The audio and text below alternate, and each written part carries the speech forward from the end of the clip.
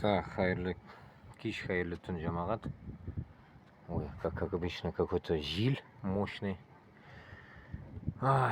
Короче, бүгін стрим мен урамда ясадым. Нәрсе айтырға? Насчет узкожопых. Узкиларны бізге, бізге. Кто против узких, да и вообще. Всем нужно уже правильно научиться говорить. Они финно-угры. Финно-угры. Хоть финно-угрями называйте их, хоть как.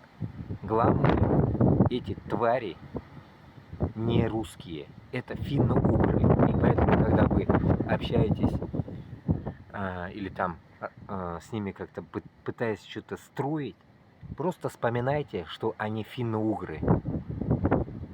Они возомнили себя, став какими-то узкожопами, так называемыми русскими, и юқорыға көтергенлер, возвысились со своей нацией сраной, точнее, блядь, названием себя, финно-угры, как бы превознесли, блядь, нахуй, перед всеми.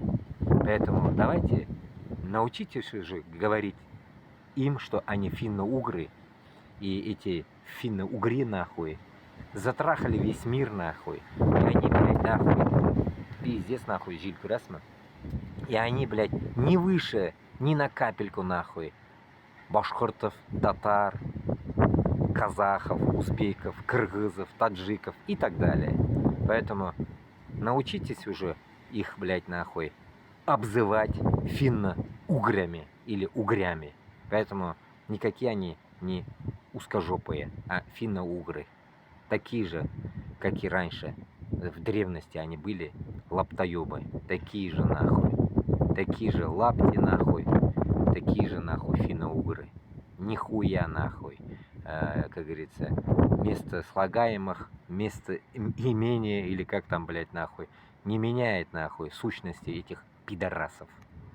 Олға Башқұртстан, олға Татарстан. Біз барыбір сігіп шығарабыз орысларны, біздің жерлерден.